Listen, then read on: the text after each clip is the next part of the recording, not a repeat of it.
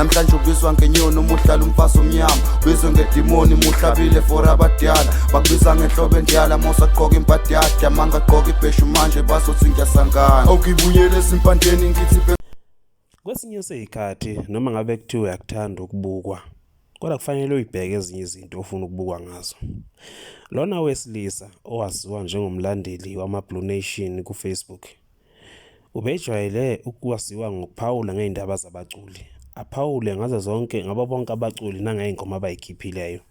Muva nje uke waphawula ethuka-ke umthandeni, kodwa-ke lokho akubanga-ke yiyona inkinga-ke enkulu aseyiqalile-ke manje. Lo wesilisa ongasiwe igama lakhe futhi kokungesiyo inkinga ukuthi atholakala ukuthi ungubani njengoba-ke sivezile futhi engasifihli. Usekhiphe ividiyo lapho khona ngehla ayiholele-ke khona amanzi, ayiholele-ke khona-ke ophathe njengoba-ke ethuka isilo samaZulu, inkosi umisa uZulu kaZwelithini. Lo wesilisa wenza ividiyo ebiza-ke isilo-ke ngomuntu odla ama-drugs, imbiza-ke futhi ngesidakwa. Akwasiyo ukuthi-ke lento engabe kuyithathaphi. Lona-ke wesilisa uthi-ke yena ngeke aze aphathwe-ke isilo ukuthi kusezwile ukuthi-ke isilo samaZulu sesihambele kwamanye amazwe ukuyoxolisa-ke kwabenguni abekade abahamba ngesandla esibi ngalesikhathi-ke uliwa noma kunezimpi ezazingaqondakali. Uthi-ke yena ngeke-ke yena akakuvumela ukuthi uzophathwa isilo esihambe sixolisa. Lo wesilisa uthi-ke yena ngeke avuma ukuphathwa-ke isilo njengoba-ke sibiza ngobhebe mama esibiza-ke ngenje sibiza ngawo wonke amagama angasiwo. Kungahle-ke lokho kumholele kophathe njengoba-ke engazazi ezinye izinto ezingahle zimfake enkingeni. Abamaziyo kuyacelakala ukuthi-ke bemkhuze lo wesilo noma-ke akahamba ayoxolisa.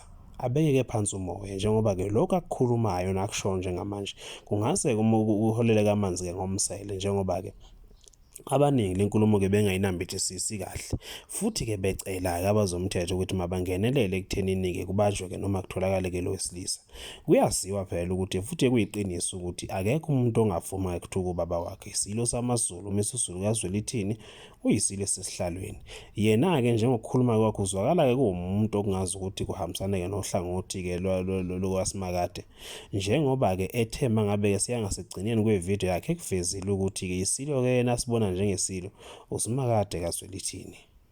Akwazi ukuthi yini inhloso yalo muntu. Nakuba-ke kubonakala ukuthi-ke abantu udumo balufuna ngey'ndlela ezahlukahlukene, kodwa kwesinye isikhathi ufuna bese uyibheke into ofuna ukuduma ngayo. Bekusekuhle nje-ke bafu usazikhulumela ngabaculi ko-Facebook uzenzela amavidiyo nako-TikTok, kodwa manje sekubuya sengazi ukuthi-ke le ndoda iyagamanga.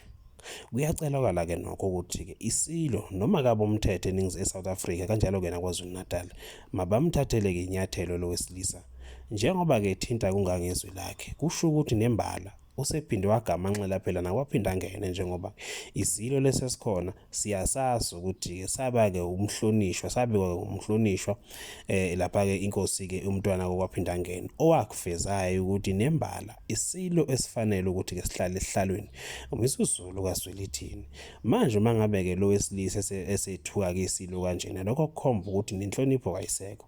Kuyacelakala-ke nokho ukuthi-ke abamaSiyoni abasondele nalo wesilisa mabamkhuze kubi lokho akwenzayo. Kwesinye isikhathi phela kuyaye kufanele bese sikhuzana uma ngabe komunye umuntu ephuma endleleni ngoba ekugcineni imiphumela ngeke zibe yinhle. Lento ayishoyo ayinambithisiseki futhi angiboni ukuthi ukhona umuntu ongathiwa uyayithanda njengoba-ke ikhulumile. Nansi ividiyo yalo wesilisa ekhuluma zibonele yona. Ngizwile-ke ukuthi i-step father lesi enesibiza ngesilo parallel u-drug addict lo isidakwa lo enimbiza ngesilo usebhayize waphaphatheka wayoshona le koMalawi emzini wokunuka kwekhwapha nendunu. Usephaphatheke washona le Malawi la kunuka khona indunu nekhwapha uthi uyocela uxolo kulezi nja lezi zamanguni ezabaleka la kwelikaMthaniya.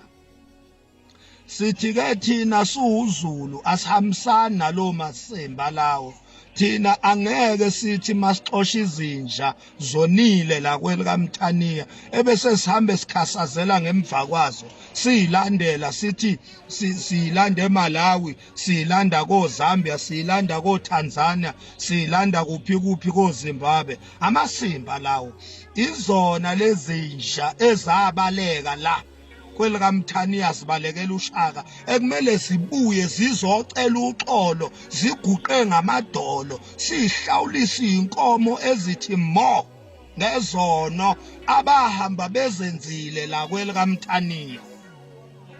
Sithi suZulu asihambisani nalamasimba enziwe istepfather, asihambisani nawo. Asikwazi thina ukuthi singathi masipanisha izingane zibaleke ziyophaphatheka ziyodala kaceka koMalawi, koZimbabwe, koZambia, koTanzania ebese kuba yithi futhi esilandela zona for masimba man. suZulu sithi thina lezinja ezabaleka la kwelikaMthaniya kwaZulu la kwaNguni kumele zibuye zizocela uxolo zona, ngoba izona ezona sathi masiphanisha zabaleka.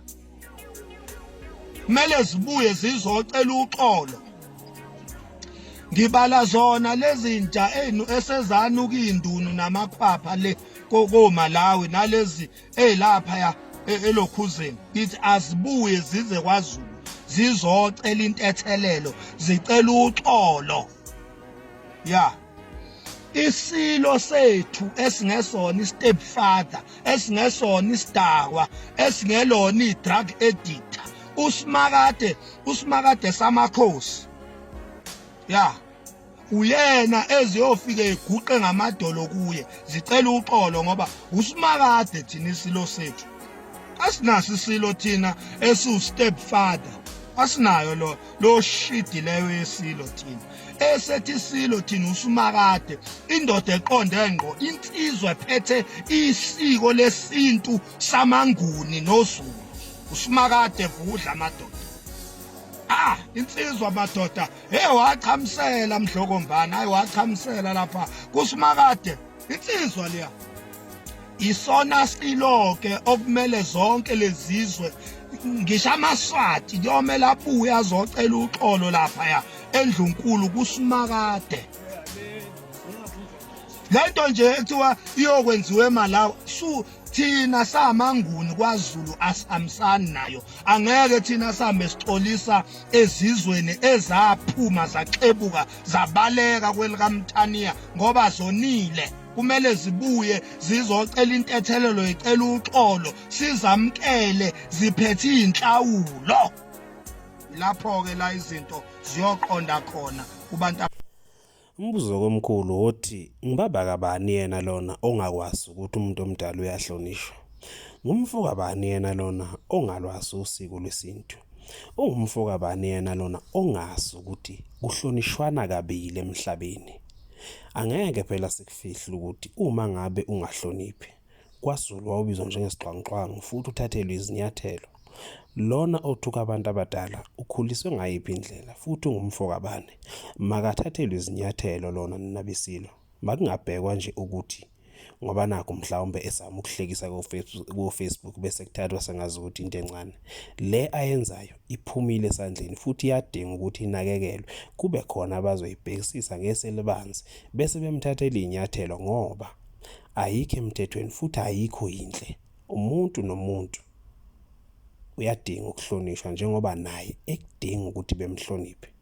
Besakudala nje-ke bafu sazikhulumela usazidlalela, kodwa-ke manje kubuya sengazi ukuthi lezi zitsho ohlala phezu kwazo ziyafa, and ungahle uthi uyadlala bese ziyafa ube senkingeni.